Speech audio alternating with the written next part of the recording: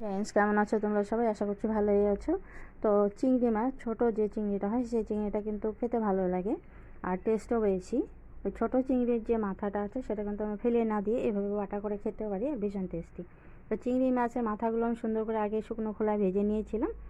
আর এখানে দেখো পরিমাণ মতো লঙ্কা আর বেশ অনেকটা পরিমাণে রসুন, পেঁয়াজ দিয়ে দিয়েছি। তো আমি এখানে লঙ্কাটা বেশি দিয়েছি, একটু ঝাল ঝাল পছন্দ, তো ঝালের জন্য তোমরা চাইলে একটু কম দিতে পারো।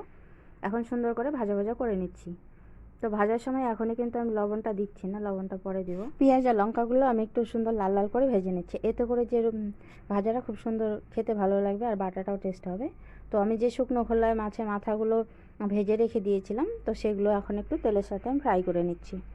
তো বাটার সময় একদম মুচমুচে থাকলে বাটাটা খুব সুন্দর হবে আর আঁশও লাগবে না। এখন একটু নাড়াচাড়া করে এখন এর মধ্যে দিয়ে দিচ্ছি পরিমাণ মতো লবণ। লবণটা দেওয়ার কারণে আরও তাড়াতাড়ি সুন্দরভাবে হয়ে যাবে। এখন নাড়াচাড়া করে বেশ কিছুক্ষণ আমি ভেজে নিচ্ছি। তো দেখো ভাজাটা প্রায় হয়ে গেছে আর পেঁয়াজগুলো সুন্দর লাল লাল হয়ে গেছে। এখন আমি নামিয়ে নেব।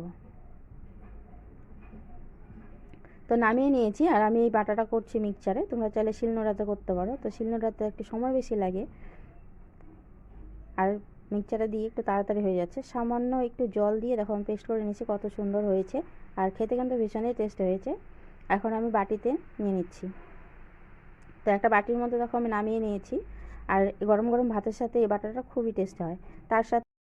তার সাথে দিয়ে দিচ্ছি একটা বেগুন পোড়া। তো বেগুনটা দেখো আমি একটু বড় সাইজের বেগুন নিয়েছি আর এরকম বেগুনগুলো না পোড়া খেতে ভীষণ ভালো লাগে।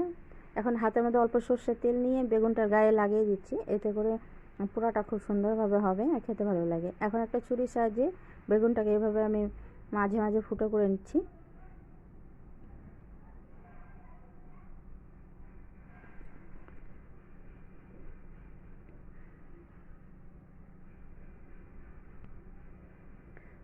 এইভাবে পুরো বেগুনটা আমি মাছ বরাবর ফুটো ফুটো করে নিচ্ছি, এতে করে তো খুব তাড়াতাড়ি একদম ভেতর পর্যন্ত হয়ে যাবে।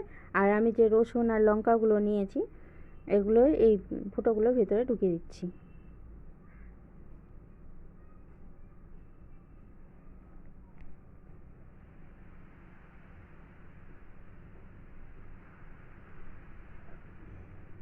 একইভাবে আমি রসুনগুলো দিয়ে দিব।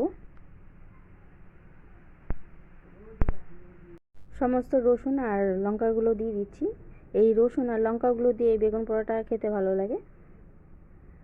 তো দেখো সবগুলো আমি দিয়ে দিয়েছি। এখন আমি গ্যাস জ্বালিয়ে গ্যাসের উপরে একটা স্ট্যান্ডার দিয়ে দেবো, সেই স্ট্যান্ডারের উপরে আমি বেগুন পোড়াটা দিয়ে দিচ্ছি। তো দেখো এখানে গ্যাস জ্বালিয়ে দিয়েছি আর উপর থেকে একটা স্ট্যান্ডার ছিল, তো স্ট্যান্ডারটা দিয়েছি, এতে করে সুবিধা হয় পোড়াতে। এখন এভাবে করে বেগুনটা আমি পুড়িয়ে নেব, খোসা ছাড়িয়ে